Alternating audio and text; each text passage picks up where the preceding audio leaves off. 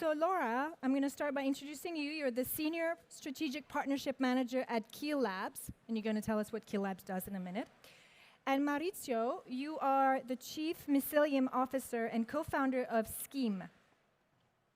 So Keel Labs and SQIM are both cutting-edge startups innovating new materials based on their own novel nature-based biofibers.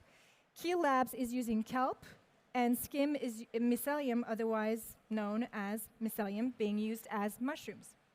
So maybe, Laura, you can start by telling us, what's your day-to-day job? Like, first of all, how did you start getting involved with this entity, Keel Labs? And how did the founder and the entity and every day you're using your imagination to create something that's better for all of us? Yeah, so I think, the majority of my career has been brand side. I joined Keel Labs about just under 2 years ago now.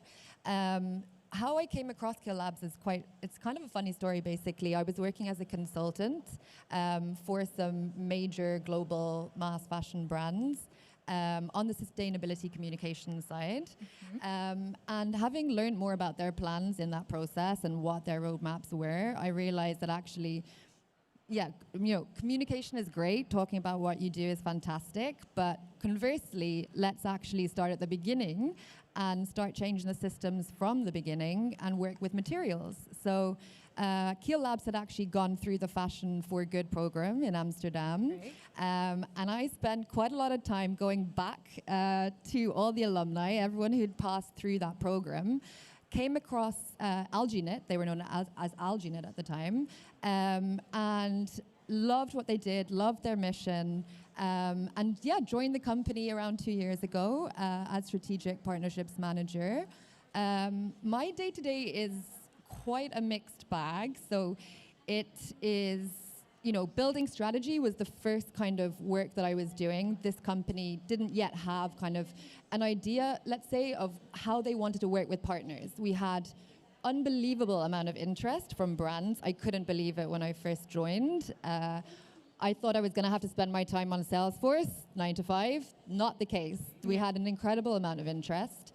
But it was kind of a question of what to do with that. So a lot of my work for the first year was building out program structures, tiers of partners, which I had done kind of previously as well. And so that is still a part of my role, so the strategy side of things. But alongside that, it's a lot of connections, relationships, building out kind of from, a communication side as well, how we start talking about the fact that we're working now with partners, et cetera, and business development. So yeah, it's kind of there's a lot of different things, but it's more or less around kind of sales, partnerships, and business development. It's great. Well, hopefully there's a lot of people that you can develop things with during ChangeNOW. Now on to you, Maurizio, and I'm not going to put you on the spot, but first, maybe you can just do the same as Laura did and tell us what's your day-to-day like, but then I'd like to ask you a specific question about mushrooms, but I'll get to it after. All right, I'll try to go about with a short intro. Thanks for the question, and thanks for having us today. It's a privilege to be here. Actually, the project that we're running, the entrepreneurial journey that we're going through, starts from a design-driven, design research-driven bottom-up approach much before the company started. As in fact, as a designer, I was directly involved in starting developing opportunities existing at the intersection between design and biology, biotechnology, and specifically fungal biotechnology back in 2009, 2010, and starting demonstrating about the possibility of valorizing different types of low-value materials and side streams through mycelium-based fermentation processes. And that actually, let's say, was something very rewarding in terms of global attention that I was benefiting from. However, in conversation with an audience that is a fantastic one and yet very limited in its scopes, the cultural audience, therefore working a lot with musea, with galleries, with collectors, while I was going around talking about impact. And therefore, I decided to embark on a much major challenge, which was, in fact, the attempt at the time in 2015 to scale up, industrialize the processes that I was working on towards the identification of suitable suitable products and applications that could be delivered in the market in order to tackle the disgraceful relationship that we have established with the notion of nature that we hardly recognize we are immersed in. And this is based on an engagement with other than human living beings, microbial systems, to be respected as effective collaborators, together with whom we in fact engage in a relational way in order to derive structured materials. So effectively what we do at SQIM is to develop technologies, again, based on fungal fermentation, where we take up a lot of side streams and residues from other value chains. Think about residues from the agro-industry, any kind of lignocellulosic compound, rather than residues from the textile manufacturing industry, like dirty cotton fiber and things like that, that usually get burned. And in fact, we take those as value and not as waste. We are here to reconsider the notion of waste, as we offer those as nutritions to our cultures, our fungal cultures, to be digested and to allow our selected fungal strains to structure materials. We do this in two different main domains. In fact, we drive two business lines. Again, SQIM develops technologies that are fed to those two business lines.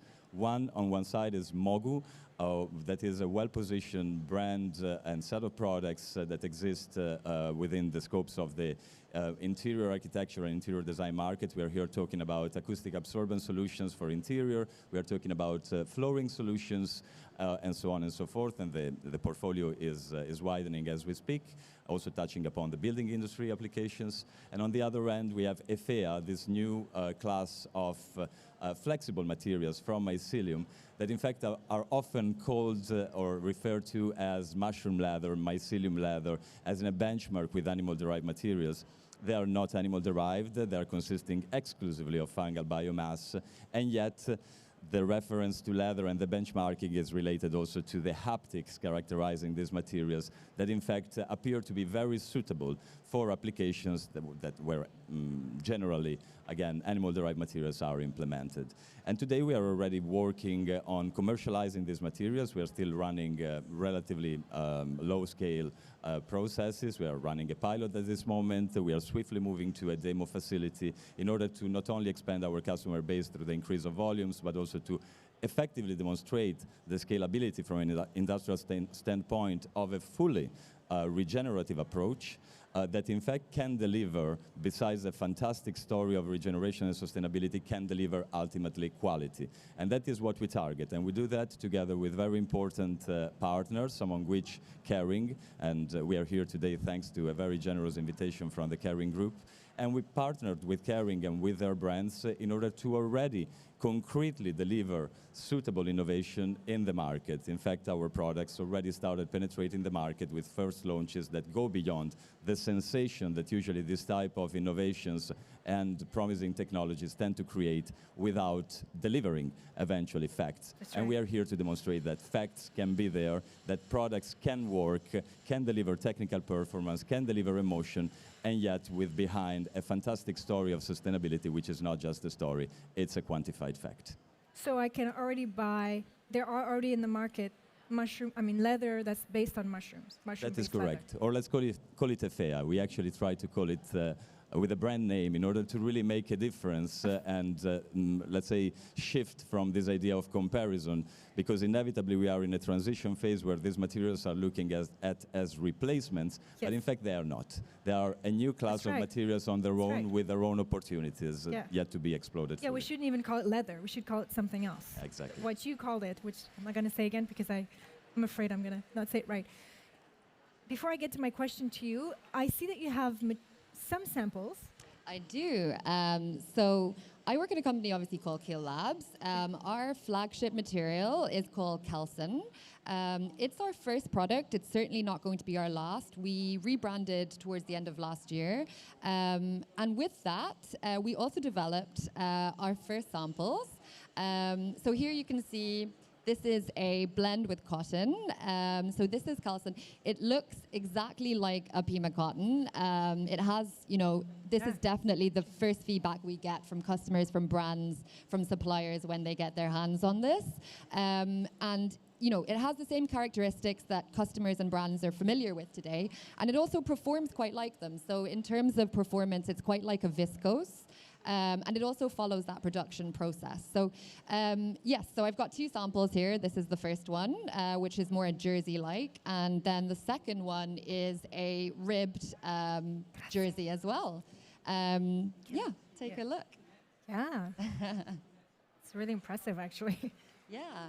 So just a little bit about, I guess, the material as well. So Keel Labs, we are creating a seaweed-based fiber, also yarns. I guess what's very special about the yarns and fibers that we are producing is the fact that they are made with over 75% kelp biopolymers. And when you kind of look at some of our direct, indirect competitors in the market, so mainly seaweed-based fibers, they're playing with just under 10% and oftentimes 5%. So we know of one that's 4% kelp content. So this is what truly sets us apart in the market when compared to other seaweed fibers. There's not many of them, but there is a couple out there. And yeah, as you can probably see as well, the hand feel is similar to materials that we know and love today and we're familiar with, like a cotton, for example. And yeah, it has characteristics that are similar as well. It performs, the tests show that it performs like a cotton and a viscose as well. And thirdly, I think, what's really important to us at Keel Labs is that we want to make customers, brands' lives easier. So we want to slot into existing machinery. We want to become, and we are, a plug-and-play solution. And I think, that's what really makes us unique in the world of kind of seaweed-based yarns and fibers today. So there you go. I love that you brought samples. Yeah, and we both did, actually. Yes. And I actually would love to also hear more about the samples that you brought today. Sure. So just to give you a little bit of, again, a visibility on the process, which is very articulated. Now, what we do is, again, taking up residues and low-value materials from the agro-industry and utilizing those as feedstock to feed our cultures. We developed a proprietary technology and process, which is based on harnessing the opportunities residing in 2 main fermentation techniques, let's say as domains, which are solid-state fermentation versus liquid fermentation. As in fact, it's a unique technology that allows us to deliver through static fermentation-based processes materials, raw materials, that are absolutely even and homogeneous in terms of density, in terms of color, and particularly suitable in terms of reactivity along processes of transformation. And why do I speak about transformation is that you have to consider 2 main, let's say, technological pillars. On one side, biofabrication, that is the process we enact. We cooperate with living systems, not just being inspired by, we work with living systems in order to actually functionalize materials starting from the biology. That is not something you can do with a cow, so to say. That is something you can do with a microorganism, with fungi for sure. They are complex in their dynamics, difficult to decipher, but yet if you start being able to master all the many parameters that govern, again, the growth of those materials, you are able to create custom structures that correspond to your necessity along downstream. Downstream being, in fact, the other fundamental technological pillar. So we call it transformation. To make it clear, let's put it in analogy to animal leather when it comes to tanning. Now, it's not tanning because we are not using tannins. It's not a collagen-based material. It's a material based on chitin, this raw material. Chitin is the same biopolymer, probably the 2nd or 3rd most abundant biopolymer in nature that makes up, for instance, the exoskeleton of marine life, like shrimp shells, crab shells. They're made of chitin. It's a different type of chitin, the one produced by fungi at cell wall level, but we can influence, again, the metabolic products that fungi produce in order to inform the properties of our raw material. So consider this an analogy, basically, to an animal skin, an animal hide, after the animal has been slaughtered, with the big difference that there's no slaughtering over here. Of course, this material then goes through this transformation process that is based on green chemistry, and that is finalized to stabilize the material, because this is 100% natural, 100% biodegradable, 100% perishable material. Can I see? Eventually, we have to stabilize it in order to make it long-lasting. Because, of course, when we are targeting quality and ultimately sustainability, we want durability to be a fundamental aspect embedded in our products. So basically, we take these products and through the use of green chemistry products available on the market, but of the highest grade and complying to the most stringent standards when it comes to MRSL, PRSL, ZDHC, and all the different protocols, we actually transform those in finished products according to customer specifications in order to be utilized for different types of applications. So our business model today is to sell materials as our product. We are not coming to the end of the value chain, but in fact the end of the value chain is covered by the fantastic contribution of our fashion partners. Yes. Again, as mentioned before, today primarily the Kering Group and their brands. As in fact, and I'm showing you this material specifically, and I invite you to come visiting us, may you be interested at our booth in the fashion area down there. It's something that we were able to launch on the market, and specifically this material that you might notice, as opposed to the others I'm holding in my hands, have a very particular aesthetic, which is not an imitation of a leather grain as typical of all kind of alternatives that emerge. In fact, on that side, we really try to innovate also from the point of view of aesthetics. Considering that the pattern that you see emerging is exactly speaking the language of the process that brought the material into being. As in fact, what you see is the effective mycelium structure, is this very interconnected web and network of microfilaments, really micron thick, so 1,000 of a millimeter thick, invisible at the naked eye if you would see a single filament, but visible when they cluster as a mass. Of course, for us, it's been an incredible opportunity to work with this material and introducing to the market together with a very illustrious fashion brand, being it Balenciaga, together with whom we started our journey in terms of, again, delivering effective solutions to the market and not just promising about the advent of this. I truly believe that it's time has come to stop signaling and to become ever more concrete. We see a lot of sensation out there. We see a lot of people talking about opportunities, and there are real opportunities, but talking is not sufficient. It's about delivering pragmatic facts and doing that through products that do work. And we had the opportunity to do this with Balenciaga, together with whom we released the first commercial product back in November 2022, being it a very, very long, massive coat designed by Demna Gvasalia from Balenciaga. And it's been a success for us because also it allowed us to test the market, and we cannot wait to unravel the many other developments that are currently ongoing and literally fermenting behind the curtain. So this is proof that you can infinitely co-create with nature as long as you start the process of your imagination. And that's what I would like to ask in my next question. And starting with you, Laura, our old society is sometimes getting away from our imagination potential because we're so attached to our phone and our technology. And I'm just really curious to hear about people and how they make time to foster their imagination and to co-create with nature. Because if you, like I said, this is another proof that whatever you ask nature, she's capable of reproducing, obviously, impeccable leather. I mean, for those of you that cannot touch it yet, I really invite you to go and touch it because it's quite incredible. We can co-create infinitely with nature and reimagine our world, not just in fashion, in every sector of our lives. So how do you dedicate time to imagination through your work, because even through your business development and then thinking, and also, I mean, within that question, I'd like to weave in another question. So how do you create that? How do you create space for imagination? And also, is it the brand coming to you and say, can you imagine this for me? Or is this you that goes and says, we imagine this and we think it would really work well for you? So. Yeah, that's a great question. So I think, we're a small team. We're just over 25 people right now. We're growing very quickly. I think I have to give a huge shout out to our R&D team. They're incredible. We have, a massive arm. There's a research side of the company as well. And those are the guys that are really getting creative on a day-to-day basis. We lean heavily on them. Of course, we're kind of the end of the chain. We work very closely with our R&D teams. And I think, every day there's endless possibilities that are coming up in terms of our material. Just yesterday, we got some samples back from a weaver, and it was so exciting to see what was possible. My mind was going crazy. Like, I already know what brands are interested in this.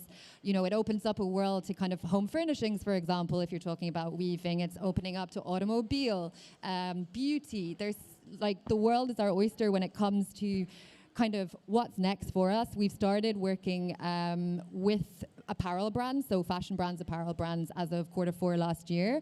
They are testing and evaluating the material. I think to answer your second question, essentially we're giving, you know, brands a handful of kgs to play with of our material, to go away, to ping pong with us. It's why we've chosen the partners that we do, because it's an iterative process. And I think that's why it's so careful to really choose wisely who you start working with.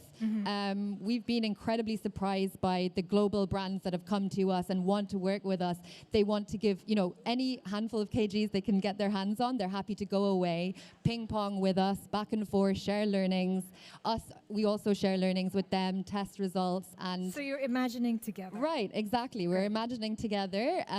We give them, you know, a material that we're happy with, that has characteristics that have been in the making for, you know, 5 years at this point, that is perfected to a level that it can be at this stage. But we want to work with brands, global brands, to basically make sure it works for them. And it's a back and forth, and it's both of us who are kind of coming up with this alternative world together, and it's unbelievably exciting. Yes. Thank you for your passion. Yeah. It shines right through. How about you? How would you answer that question? I think the question resonates very much with me, provided that I come from the creative sector. And imagination, or let's perhaps translate it into creativity as powered by imagination, is a key aspect in order to establish a vision. A vision that, of course, includes a quite articulated trajectory and journey to go through in order to achieve an eventual target. But somehow, again, imagination is fueled by so very many different components. If I think about the specific engagement that I had the opportunity and privilege to develop with this, within the development of this technology and material, well, before becoming a technology and a material, it manifested as a relation. And for me, this is a very profound, on a personal level, aspect to consider, particularly when working with living beings, with other forms of life that I deeply respect despite their minuscule size. Their intelligence is incredible. We have an incredible opportunity to learn from other than human living systems, if only we take the time to stop. As you said, we are so obsessed by all the continuous bombardment of information that we are subjected to that we often forget that we need to stop. And stop means taking the time for observing, for listening, for focusing on the dynamics that happen under our very own eyes and that we fail recognizing at every instant. And this is a fundamental step that fuels the imaginative process, because it actually allows you to start deep diving literally into, for instance, microbial landscapes, where you start noticing behaviors of communities at a very, very small level when it comes to, again, the scale, that are really inspiring for informing not only your processes, but your behavior as an individual within a complex society made out of many other cells, being each of us. So it makes you also very much reflect about the importance of recognizing the power of the individual within a collective that needs to act cohesively. And this is what I think this event also very much represents, the possibility of allowing all these different actors converging and coming together, having ChangeNOW being a little bit the mycelium. The mycelium as in nature that is working as a fundamental network connecting different agents, not only fungi, but plant roots and so on, and distributing nutrients across all different domains of life, and not only nutrients, distributing information.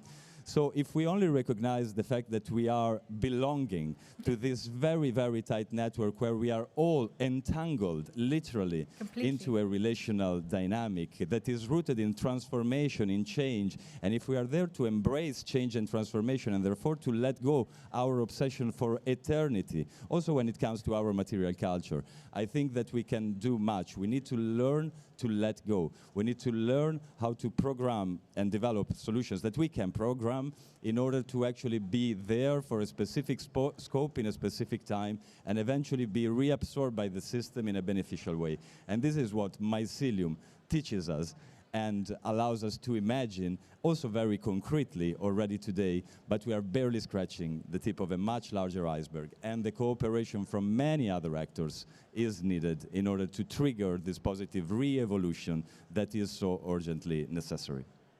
Thank you, Maurizio. Thank you. Thank you. It's what I call environmental intelligence. It's using nascent technology with the incredible, powerful intelligence of nature, which we don't do enough. So I highly invite all of us today at ChangeNOW to do this. And I've never been compared to a mushroom before, so I like that. It's a compliment. I know, I take it. I take it with great honor. Thank you so much. We're now going to get on to the second part of our panel, so I'd like to thank you, and I'd like the audience to join me, so thank you. Thank you. Please. Yeah. Thank you. Thank you. Thank you. Thank you, Maurizio. Before we get to our the second part of our panel, and yeah, I'm getting my mic fixed. I'm getting in trouble. So, before we get to the second part, we're gonna have the great pleasure. Now you can hear me better. We're gonna have the great pleasure to see a little video by the OR Foundation. Thank you. Thank you. Any moment.